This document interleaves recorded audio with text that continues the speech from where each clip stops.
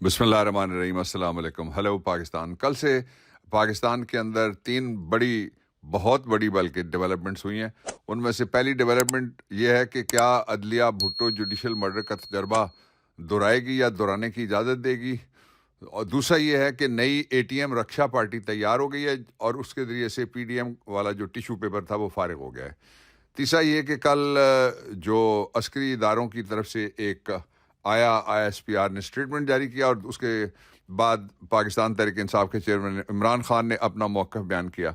उससे पहले ये कहा जा रहा था कि वो जब शाह महमूद कुरैशी साहब रिहा हुए हैं तो उसके बाद पता नहीं क्या होने वाला है।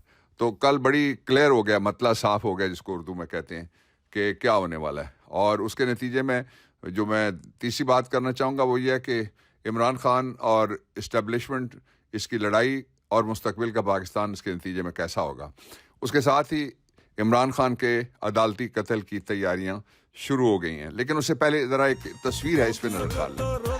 आपने देखा कि इस तस्वीर में जितने चेहरे आपको नज़र आए और बहुत सारे ऐसे दूसरे चेहरे भी थे, उनमें से बेशतर चंद हफ्ते पहले रियासत के दुश्मन थे और वो दहशतगर्द और वो इंतहाई बड़े मतलूब दहशतगर्द और शर्मसार तस्वुर किए जाते थे। इनका जुर्म इस कदर घिनौना था, इतना शदीद था कि उनको जो ही अदालत रिहा करने का हुक्म देती थी उनको हाई कोर्ट सुप्रीम कोर्ट के अंदर से और हाई कोर्ट सुप्रीम कोर्ट के अलावा जेल के दरवाजे पर और दूसरी अदालतों के बाहर से उनको गिरफ्तार किया जाता था। गिरफ्तार करने का तरीका क्या इस्तेमाल किया जाता था वो भी ज़रा देख लीजिए।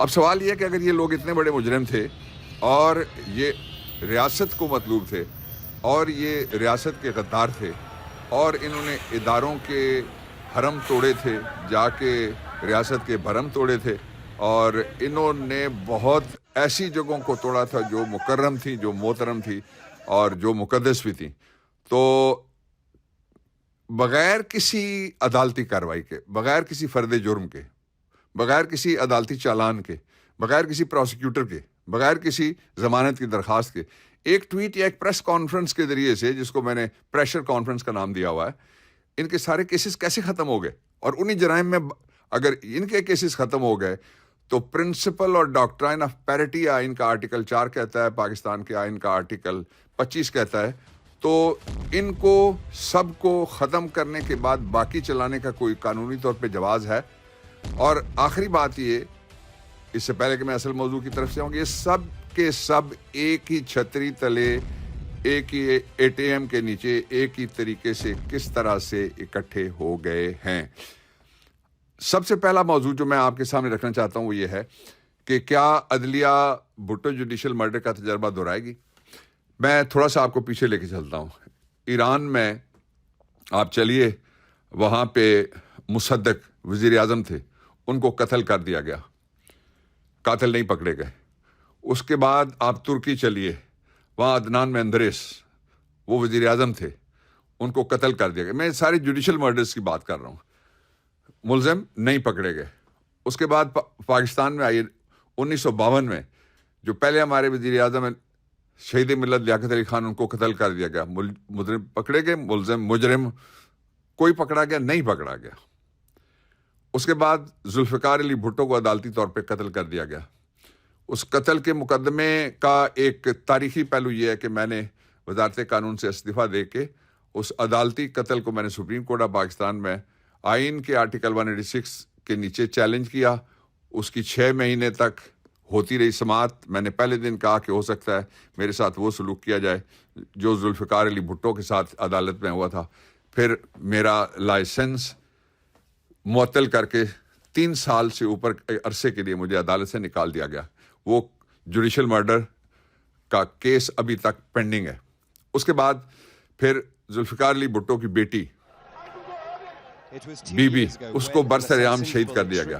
कोई मुलज़िम पकड़ा गया, किसी को सजा हुई? Answer is no, answer is nil, answer is negative, answer is still waiting.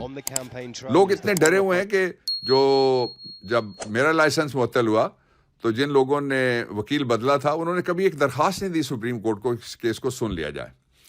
ये वो हालात हैं जिनके अंदर एक कोयटा में हुई है FIR رجسٹرڈ. اب ذرا میں بھٹو کیس کی طرف آپ کو واپس لے کے جاتا ہوں. میں پاکستان کا واحد آدمی ہوں جس نے سارا جو سبزہ زار کی عدالت تھی ایک، اس کا لاہور کے جو سیشن جج تھا، میجسٹریٹ کی عدالت تھی، اس کا جو لاہور کا جوڈیشل سیشن جج تھا، اس کا جو لاہور ہائی کورٹ کا record, supreme court of Pakistan کا ریکارڈ، اس کی کیسٹس جو کئی 100 گھنٹے کی ہیں وہ جا کے، اور کیسٹس جو تھیں ریکارڈنگ کرنے والی سپریم کورٹ میں وہ امریکن تھیں. یہ اگر کوئی چاہے تو درخواست دے کے وہ ریکارڈ چیک کر لیتا ہے. اور یہ سارا میں نے حاصل کیا. اس لیے میں جو باتیں کر رہا ہوں وہ انتہائی اتھینٹیکیٹڈ باتیں، 100% اتھینٹیکیٹڈ باتیں ہیں، اور وہ بالکل ساری کی ساری درست ہیں اور بالکل ساری کی ساری ریکارڈ کے مطابق ہیں. وہ دیکھ کے بندے کا دل تڑپتا ہے. اس وقت کا جو چیف جسٹس تھا اس نے 5 پھانسی کے آرڈر جاری کر دیے تھے. سیشن جج کے پاس اختیار تھا کہ وہ پھانسی کا آرڈر جاری کرے، لیکن مولوی مشتاق نے کہا اس کو جمعے کو پھانسی دو، نہ ہو تو ہفتے کو دے دو، نہ ہو تو اتوار کو دے دو، نہ ہو تو اگلا سوموار رکھ لو، نہ ہو تو اس کو منگل کو دے دو. اور پھر جو پھانسی کا طے شدہ وقت تھا عدالتوں نے بھی اور اندر جو جیل مینول ہے اس کے مطابق اسے ہٹ کے پھانسی دے دی گئی. اب اس قتل کیس کے لیے ایک FIR، ایک ذیلی فرضی ایک مقدمہ درج کیا گیا تھا جس کے اندر دفعہ ڈالی گئی تھی 109. 109 کیا ہے کہ کوئی شریک جرم ہو، کسی کا مشورہ ہو، کسی نے کسی کے کان میں کہا ہو، کسی نے کسی سے کہا ہو میں چاہتا ہوں کہ ایلیمنیٹ کر دو. یہ الزام تھا ذوالفقار علی بھٹو کے خلاف. سپریم کورٹ تک وہ اپ ہولڈ ہوا. اس لیے آج سب سے بڑا سوال یہ اٹھ رہا ہے کہ کیا عدلیہ بھٹو جوڈیشل مرڈر کیس کا تجربہ دہرانے دے گی یا عمران خان کے عدالتی قتل کی تیاریاں شروع ہو گئی ہیں. کیونکہ ایک وکیل صاحب جو بڑا ان کا سانحہ ہوا وہ جان سے گئے. اس پہ کل میں نے بڑی شدید مذمت کی تھی. آج پاکستان میں بار ایسوسیشنز نے ہڑتال کی ہوئی ہے. ظاہر ہے وکیلوں کی زندگی محفوظ نہیں ہوگی تو لوگوں کیس کس طرح سے لڑیں گے. تو اس میں عمران خان کو ایک دن پہلے حکومت کے ایک وزیر نے کہا کہ اس عمران خان کا نام آئے گا، پھر نام آ گیا اور اس میں دفعہ 109 لگ گئی. 109 کا مطلب یہ ہوتی ہے یہ دفعہ کہ جو مارنے والا ہے وہ موقع پہ موجود نہیں تھا.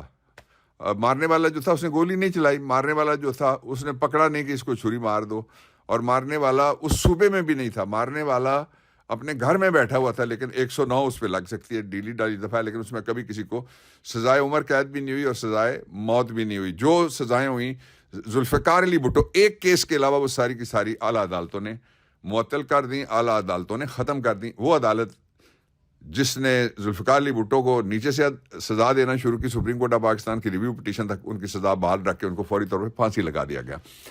یہ عدلیہ کو بہت احتیاط کا دامن پکڑ کے ابھی اس کو ایڈریس کرنا چاہیے، اس کا نوٹس لینا چاہیے وہ جو واقعہ ہوا ہے، اور اس کا ایک جوڈیشل کمیشن عدلیہ کو خود مقرر کر دینا چاہیے تاکہ پتہ لگ سکے کہ وہ کون ہے جس نے قتل کیا اور وہ کون ہے جو اس قتل پہ سیاست کر کے بھٹو کی طرح ایک اور وزیر اعظم کو قتل کرنا چاہتا ہے. دوسرا پہلو تھا کہ عمران خان اور اسٹیبلشمنٹ کی لڑائی اور پاکستان کا مستقبل کیا ہوگا. عمران خان اس موقف پہ ڈٹے ہوئے ہیں جس کے 3 حصے ہیں. پہلا موقف یہ ہے کہ میں پاکستان کے اندر رہوں گا، پاکستان کے لیے لڑوں گا، پاکستانیوں کے لیے کھڑا رہوں گا، میں آزادی کی تحریک سے پیچھے نہیں ہٹوں گا، میں انسانی حقوق کی بات کرتا رہوں گا، میں لوگوں کے لیے سویلین سپریمیسی مانگتا رہوں گا، اور میں جمہوری قدروں کے مطابق آئین کی پابندی کے لیے سب کے اوپر زور لگاتا رہوں گا، اور میں رول آف لاء کے لیے کھڑا رہوں گا. اور آئین اور رول آف لاء کے نیچے ادارہ ہو یا شخص ہو، تگڑا ہو یا چھوٹا ہو، بڑا ہو یا بہت بڑا، وہ سارے کے سارے میں نیچے لا کے چھوڑوں گا. یہ اس کا موقف ہے. دوسری طرف یہ کہا گیا ہے کہ عمران خان نام لیے بغیر کہا گیا، لیکن اس کا مطلب عمران خان بھی ہے اور اس کا مطلب پاکستان تحریک انصاف بھی ہے. اور 10,000 سے زیادہ لوگ جو گرفتار ہوئے ہیں ان میں سے جو معافی مانگتا ہے وہ بے گناہ ہو جاتا ہے، جو پریس کانفرنس کرتا ہے وہ گنگا جل سے اشنان کر کے پاک ہو جاتا ہے، جو ایک ٹویٹ کر دیتا ہے وہ فوری طور پہ رہا ہو جاتا ہے. یہ سارا سیاست ہے.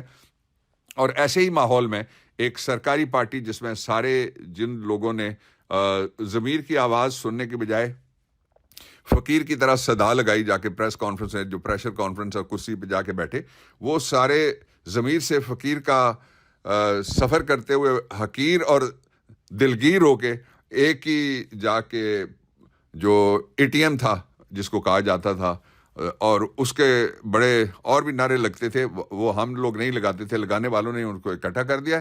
تو انہوں نے ایک پارٹی بنائی ہے جس کا نام انہوں نے رکھا ہے IPP. یہ ویسے IPP کہتے ہیں انڈیپینڈنٹ پاور پروجیکٹس. یہ جو معاہدے ہوئے تھے پاکستان کی تاریخ میں، ان کی وجہ سے بجلی مہنگی ہوئی ہے اور اس کی وجہ سے لوگوں کے گھر اجڑے ہیں اور اس کی وجہ سے پاکستان کا خزانہ خالی ہو گیا. اس لیے کہ بجلی وہ بنائے یا نہ بنائے، IPP کو ہمیں پورے پیسے دینا پڑتے ہیں. تو یہ جو اس وقت اس کو آپ APP بھی کہہ سکتے ہیں کہ ATM والی پاکستانی پارٹی، لیکن اس کا کوئی مستقبل نہیں ہے. جو ووٹرز ہیں وہ عمران خان کے ساتھ کھڑے ہیں. لیکن اس کا وہ پہلو میں کسی دن اور تفصیل سے آپ کے سامنے رکھنا چاہتا ہوں. لیکن میں آپ کو بتاؤں کہ ہوا کیا ہے.